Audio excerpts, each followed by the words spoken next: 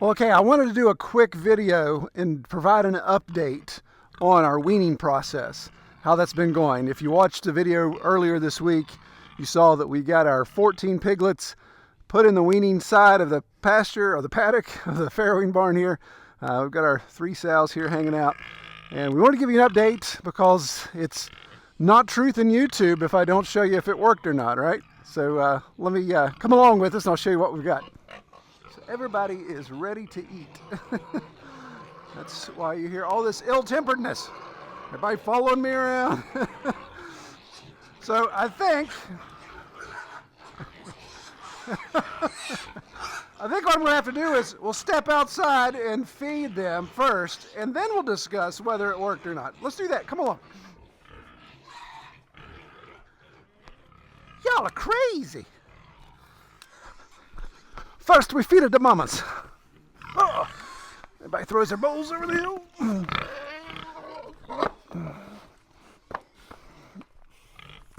Watch out, girl.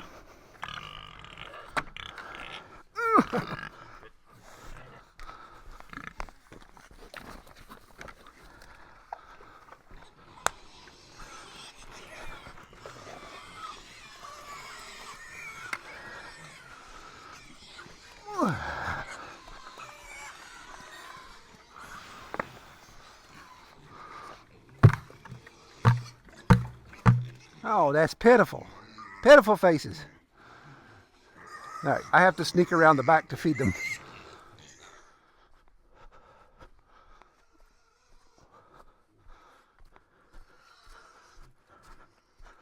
I'm a-coming. Everybody just chill out.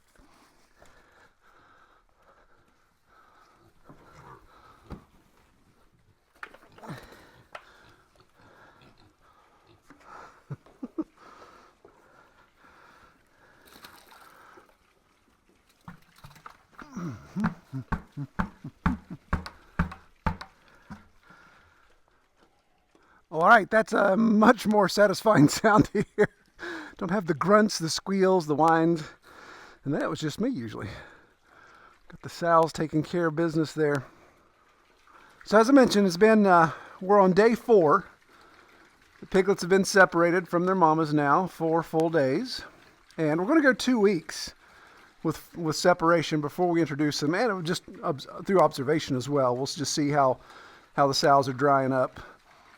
You can see obviously they're not skinny by any means, so they're not missing any meals to negatively affect them. So interestingly enough, we did have one failure. In fact, it was right at the very end of the video we were shooting on Saturday, and I cut that part out because I didn't shoot any extra, so it really wouldn't have made any sense. But again, in full disclosure, we actually had one escape just as we were wrapping up, and he escaped right here.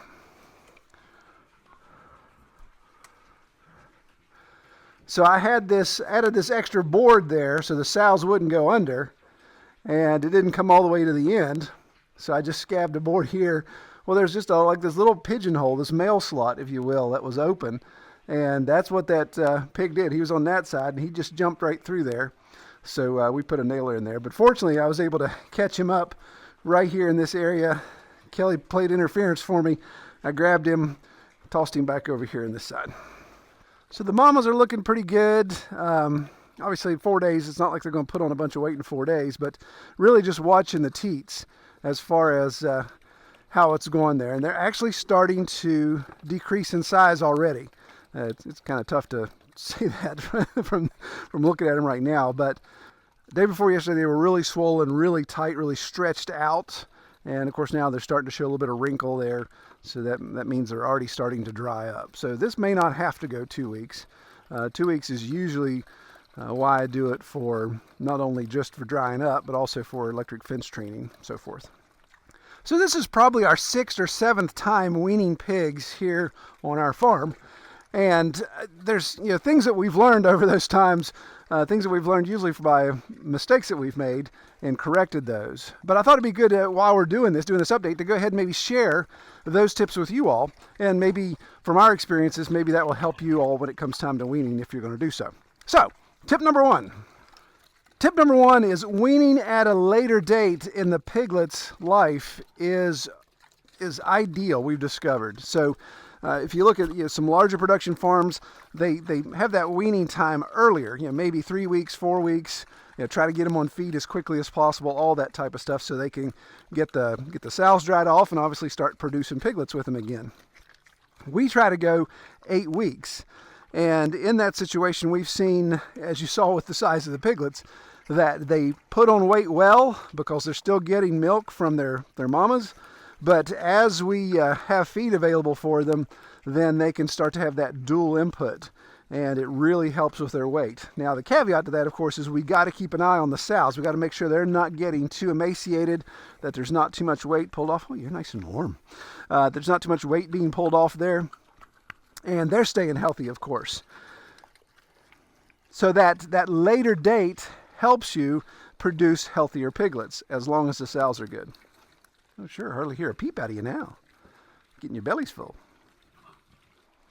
Well, tip number two really isn't something that we plan on strategically. It just happens because of our setup, and that's allowing the piglets to have access to feed very, very early. So the fact that they're integrated here with the mamas, they're hanging out, they have access to the mama's feed.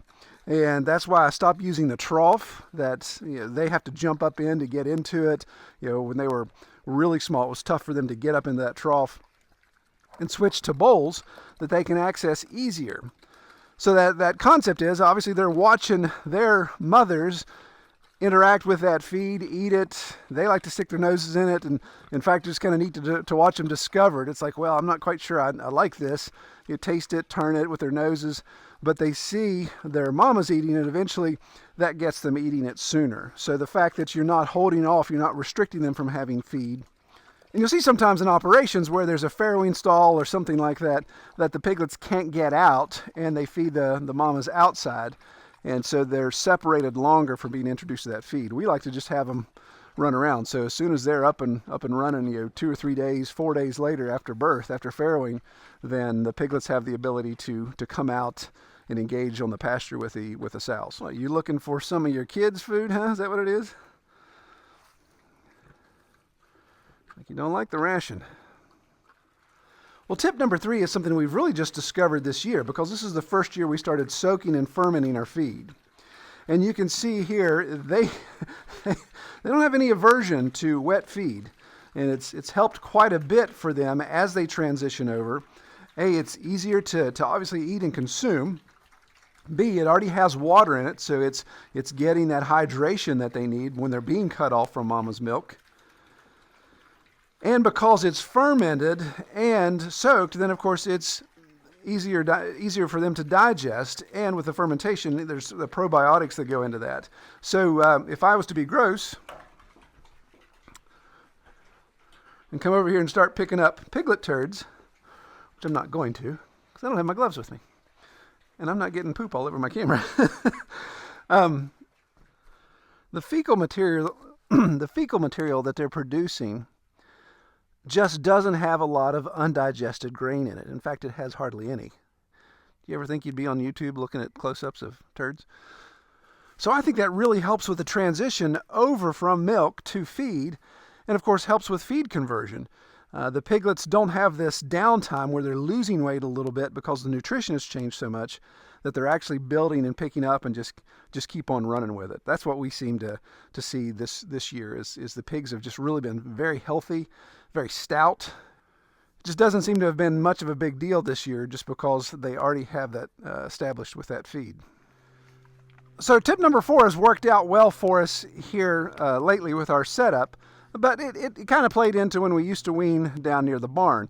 And that is a familiar setting for the piglets when they're separated from their mamas. So this is the barn that they were farrowed in. They were born in here, and this is where they hung out since day one. So this building is the most familiar to them. They ventured out here in the pastures, of course, exploring. but this has always been home base for them.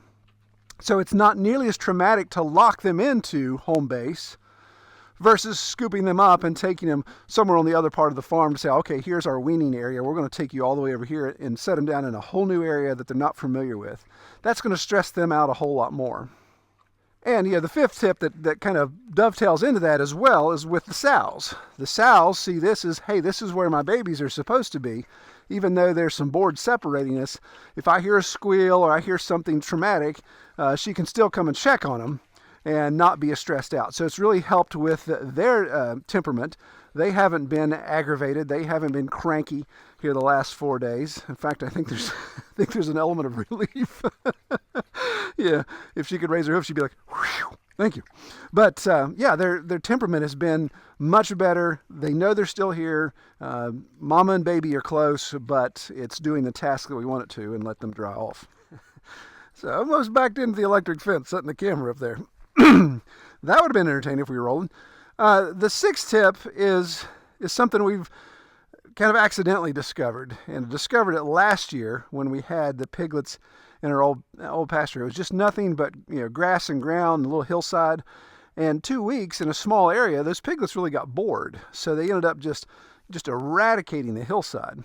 And we're seeing that a little bit here. They're kind of doing some rooting, but not nearly as bad.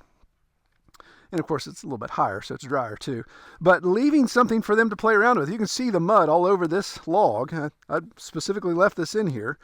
You can see the mud all over it where they've been flipping it over, been dragging across it, scratching against it.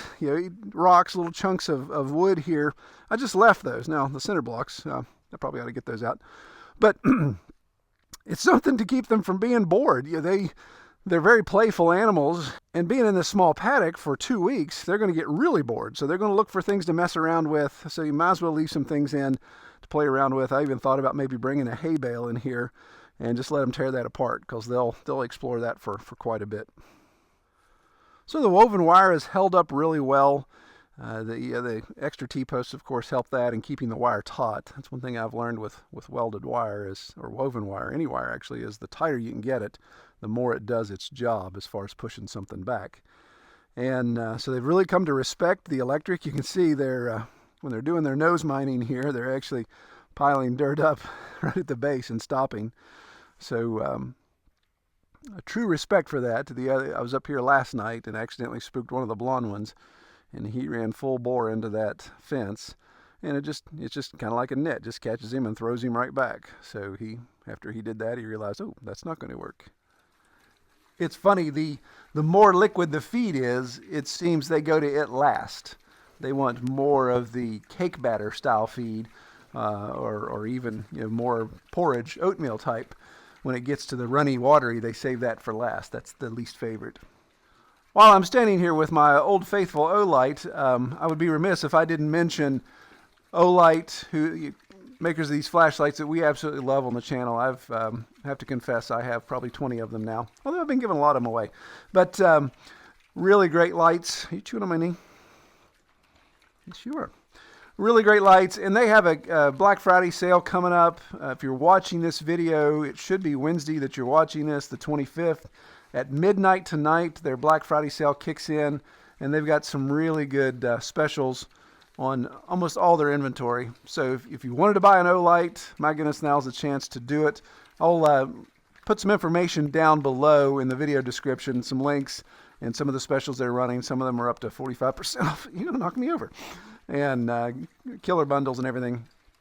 So they're releasing some new lights as well. Like this one I have in my hand is the new Warrior Mini that's coming out, and I know it's going to be in limited stock, winter finish, but I like these lights. This light is literally fits perfectly into my hand, but it is so bright I could blind pigs here with this. So these guys are doing so well that actually this Friday, the Friday after Thanksgiving, we're going to have 6 are going to be leaving the farm. That may not all happen on Friday, but 6 are going to be leaving. We've got one going all the way to New York. My friend Tom is coming down. He talked to me early last year about acquiring a intact boar. I think I've mentioned that on our channel already. So Tom's going to come down and get his boar. So hopefully that boar can go to New York and really just start showing the love up there and and doing a great job for Tom and his farm. 3 are going to my good friend Matt. They're about an hour away. This will be their first foray into piggery, so anxious to see how they do with that, and hopefully we'll choose 3 good ones here for them. And then 2 are actually just going over the hill. This ridge you see behind me is another farm that butts up at the top of the ridge. It's a good friend of mine. You've seen his livestock trailer on our channel if you've watched for a while. Chuck lets me use the livestock trailer. He's the son of Charlie, who's passed away. That Charlie would always help me. He's the first to help me with castrating and all that. Miss him greatly, but Chuck is there, and we're going to send 2 pigs over for Chuck to raise, and so we'll be able to go check on them from time to time to see how they're doing. So that'll probably be what we detail in our next video. We'll show how we got to catch up these 6, get them sorted properly, of course, and get them off the mountain. That's one thing with the farrowing barn and the weaning paddock up here. You can't drive it's not smart to try to drive a vehicle up here. So the vehicles will be down further in the valley where the barn is. So we'll have to come up with a plan on how to gather them up, get them in the side-by-side, and get them down to the individuals that are coming to pick them up. But we'll be sure to feature that. And within that time period as well, we'll be doing some medicating. We're going to worm them. I like to worm my piglets before I send them out. And obviously that's easiest to do when we've got them sequestered here. So we'll show you how we do that using our injector and our slap shot. All right, appreciate everybody watching. Take care.